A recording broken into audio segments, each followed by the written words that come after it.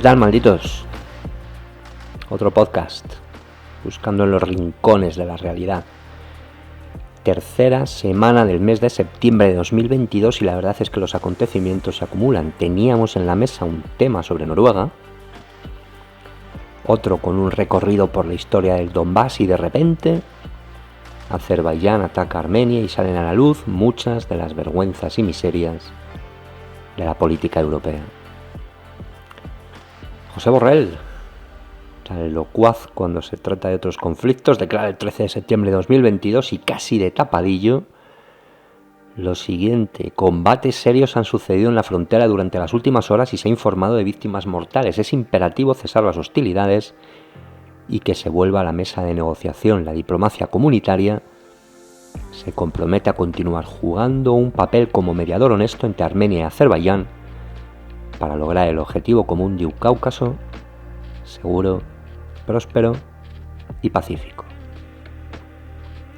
Fijaos en la viñeta y al lado en las imágenes del Parlamento Europeo 2 días después, el 15 de septiembre de 2022. La doble moral.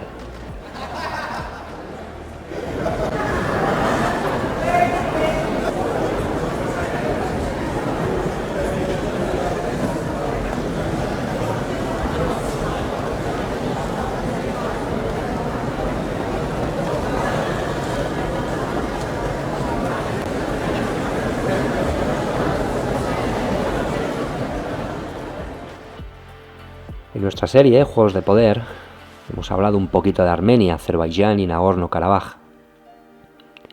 Revisad el capítulo 2 y en alguno de los próximos capítulos nos extenderemos más para conocer con mayor amplitud este avispero plagado de intereses cruzados. Y por cierto, Azerbaiyán no ha atacado Nagorno-Karabaj, aunque muchos más media europeos transmiten esta impresión. Directamente está atacando territorio armenio, pero esto se esconde en Europa, se justifica por la debilidad rusa en Ucrania, cuando Rusia ha sido el garante de la paz en la zona, con sus intereses, defendiendo sus intereses, por supuesto, y además escuchamos comentarios, análisis y razonamientos que sinceramente no hay por dónde coger. Salvo que respondan a la gran pregunta: ¿por qué?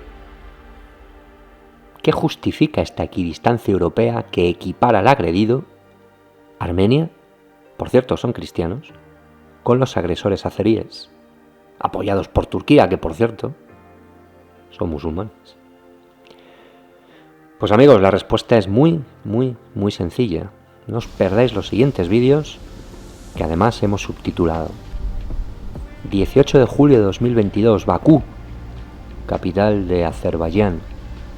Protagonistas: el presidente azerbaiyano Ilham Aliyev y la presidenta de la Comisión Europea Ursula von der Leyen. Co-starring el ministro de Energía azerí Parviz Salasov y la comisionada para la Energía de Europa Kadri Simson. Sobre la mesa, un memorándum. Y en las declaraciones, no os perdáis ni una sola palabra. Esto es Malditos Neutrales al límite de la posverdad.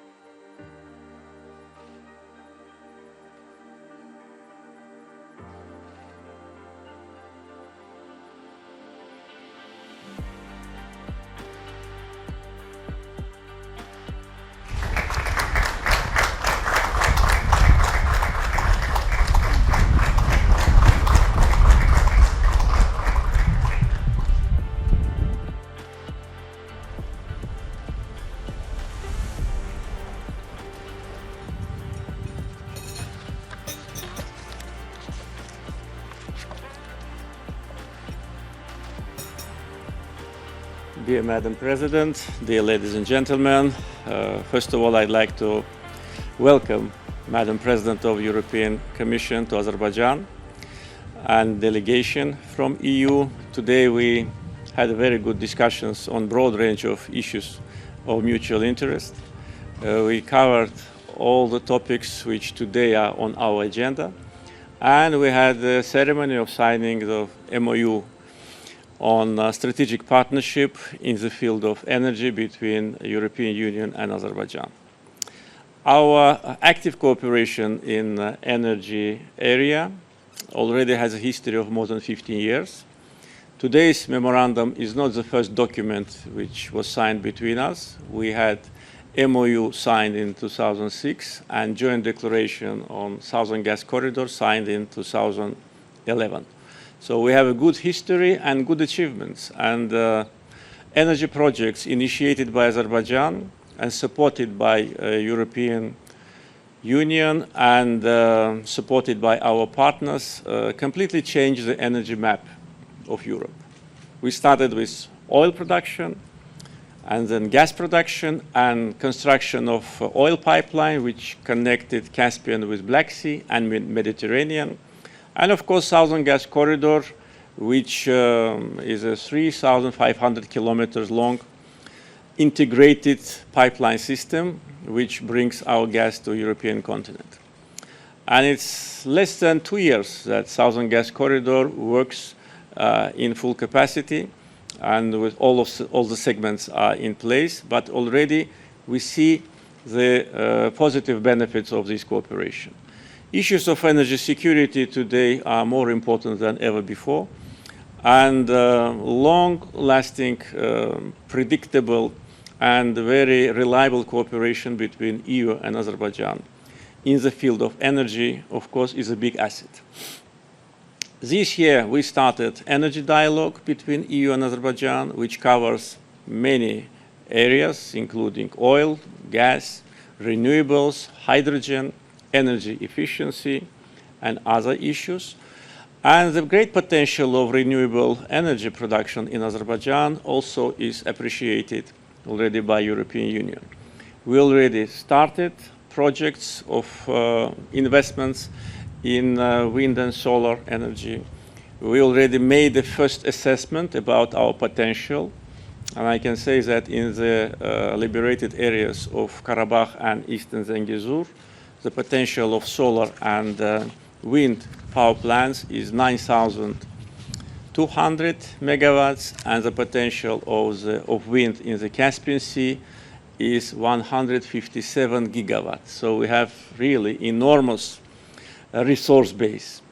Plus, of course, new gas fields, which we will engage in coming years, will add to the production of natural gas, and using renewables will save more natural gas for export. So it's very advantageous situation which was built by our efforts and supported by European Union.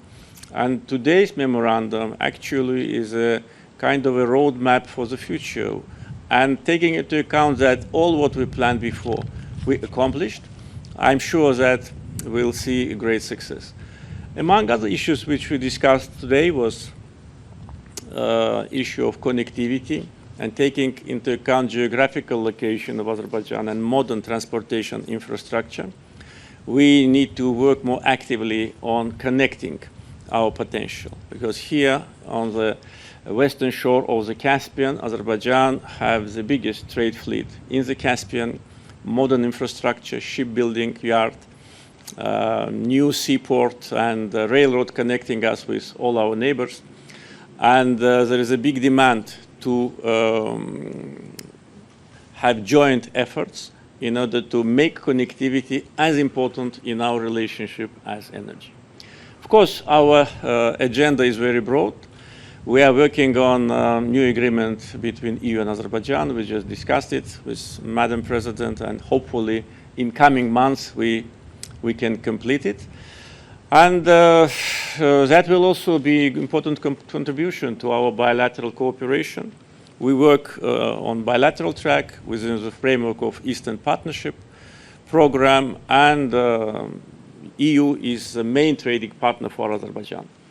Implementing our plans, of course, will increase the joint turnover to the benefit of our peoples, and the relationship between EU and Azerbaijan, I'm sure, will have a great future, and all what we plan we will achieve. Once again, Madam President, thank you for being with us, and wish you a pleasant stay in Baku. Thank you very much, Mr. President, for the very warm welcome here in Baku. And thank you for stepping up and supporting the European Union. Because already before Russia's brutal invasion in Ukraine, the Russian gas supplies to Europe were no more reliable. And the European Union has therefore decided to diversify away from Russia and to turn towards more reliable, trustworthy partners. And I'm glad to count Azerbaijan among them. You are indeed a crucial energy partner for us, and you have always been reliable. Not only for our security of supply, you are a crucial partner, but also in our efforts to become climate neutral. The Memorandum of Understanding that we've just signed makes our energy partnership even stronger. I want to emphasize 3 points from our Memorandum of Understanding. The first is that we will double the supply of gas from Azerbaijan to the European Union. Indeed, with this MOU, we commit to the expansion of the southern gas corridor. This is already a very important supply route for the European Union, delivering currently more than 8 BCM, billion cubic meters of gas per year. And we will expand its capacity to 20 billion cubic meters in a few years. From next year on, we should already reach 12 billion cubic meters. This will help compensate for cuts in supplies of Russian gas and contribute significantly to Europe's security of supply. The second point that is very prominent in the MOU is the topic of the renewables. Azerbaijan has a tremendous potential in renewable energy. You just described it, Mr. President, and in particular in offshore wind and green hydrogen. We discussed it extensively in our bilateral meeting. Today, with our MOU, we are laying the ground for solid cooperation in that area. So gradually, Azerbaijan will evolve from being a fossil fuel supplier to becoming a very reliable and prominent renewable energy partner to the European Union. And finally, our cooperation on gas has to be consistent with our responsibilities on climate. This includes, for example, the emissions of methane. Our MOU sets out commitments to reduce methane emissions throughout the entire gas supply chain. And as we have discussed, Mr. President, I strongly encourage Azerbaijan to join the Global Methane Pledge, which is now supported by 119 countries. Azerbaijan has made enormous progress and has a lot to show and to deliver. Indeed, beyond energy, President Aliyev and I discussed the full range of our relation and cooperation. The EU-Azerbaijan Cooperation Council will meet tomorrow in Brussels and discuss how to take forward our bilateral cooperation. We are working right now on a new bilateral agreement that we hope to conclude soon. The aim is to further expand the strong economic partnership we do have. Indeed, the European Union is the first commercial partner of Azerbaijan, the first export destination, and one of its most important sources of investment, and this we want to expand.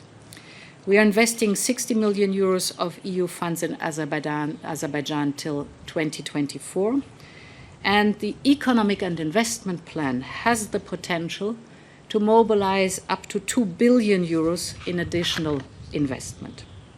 It is already at work, supporting round about 25,000 Azeri small and medium companies and making the port of Baku a sustainable transport hub This is for us very important because this leads indeed to the topic of connectivity you have been mentioning. We also discussed that, in particular how to deepen our ties to bring our people and societies closer together. This is the mission of our Global Gateway strategy, and this is also the essence of our Eastern Partnership. The European Union wants to work with Azerbaijan to build connections with Central Asia and beyond. So we follow with great interest the discussions and the ideas about trans-Caspian connections. We will deepen these discussions. Finally, we want to finalize the Common Aviation Area Agreement because this would greatly boost opportunities for business, trade, and for tourism. To reach Azerbaijan's full potential, it is important to create the right conditions for investor confidence. This includes a greater involvement of civil society and a free and independent media. The European Union is committed to a secure, stable, and prosperous South Caucasus. We are the leading donor in demining in the country, for example. We have also discussed this very important topic. We have now just announced a new 4.25 million euro package for this purpose, but we are also willing to offer machinery and skills in this very important field. All in all, the European Union is firmly attached to your region, Mr. President. We value our partnership, and this partnership will consistently grow and deepen over time. Thank you very much again for hosting us here, and thank you very much for the joint signing of the MOU. Thank you.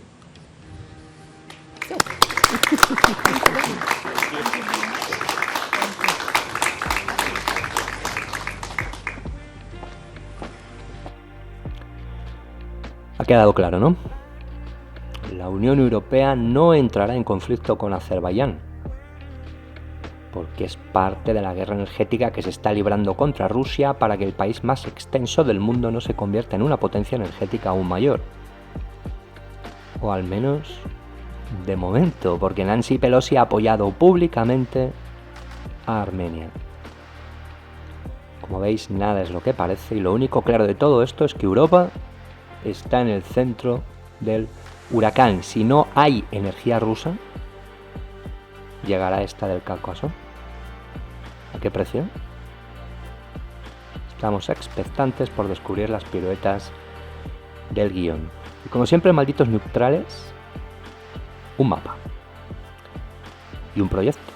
El proyecto Tres Mares, del que solo vamos a mencionar su nombre, pero observad con atención el mapa. Es posible que preparemos un programa especial sobre este asunto porque es una de las piedras de toque para entender qué está pasando y por qué este proyecto se ha ampliado con un cuarto mar, el mar Caspio, que después de ver el vídeo seguro que sabéis la razón. Y ahora, el mapa que nos ocupa. Fijaos por dónde pasa el gasoducto y recordar las palabras del presidente azerbaiyano. Las pronunció, no olvidéis, el 18 de julio de 2022. Ya las habéis visto, pero vamos a recordarlas.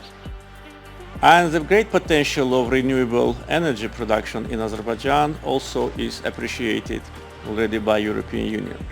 We already started projects of investments in wind and solar energy. We already made the first assessment about our potential, and I can say that in the liberated areas of Karabakh and Eastern Zengezur, the potential of solar and wind power plants is 9,200 megawatts, and the potential of wind in the Caspian Sea is 157 gigawatts. So we have really enormous resource base. Áreas liberadas de Nagorno-Karabaj y sureste de Zangezur. Esta es la clave. Fijaos en los mapas. El presidente azerbaiyano ha insistido en repetidas ocasiones a Armenia que la paz tiene un nombre: el corredor de Zangezur. ¿Por qué? Porque es la unión directa entre Azerbaiyán y Turquía, con todo lo que esto significa. Vamos a intentar explicarlo en estos mapas. Azerbaiyán, Armenia, Turquía, Irán, Georgia y Rusia. Dedicaremos en nuestra serie Juegos de Poder un capítulo específico a esta zona.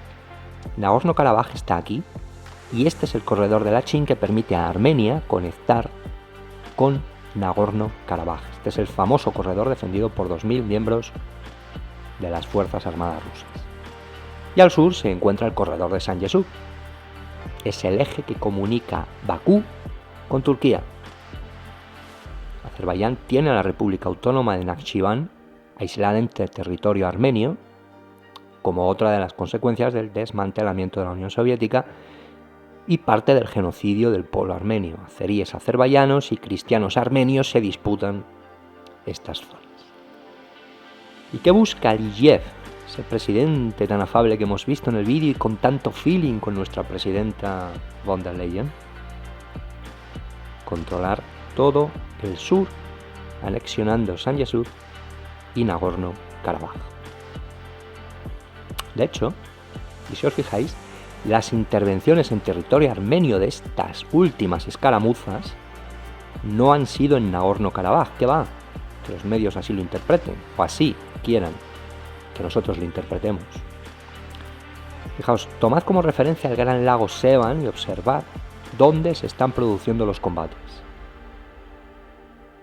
Está clara la estrategia: aislar completamente al sur de Armenia y dominar el corredor de San Yesú para construir nuevas infraestructuras que trasladen la producción de energía eólica y solar del mar Caspio a Europa a través primero de Turquía y después del Mar Negro. Recordad, proyecto 3 mares, proyecto 4 mares. Y Europa haciendo negocio con Azerbaiyán, pero en esto aparece una de las Nancy's rubias, que va absolutamente por libre o tal vez absolutamente teledirigida, como una muñequita, y aterriza en Armenia.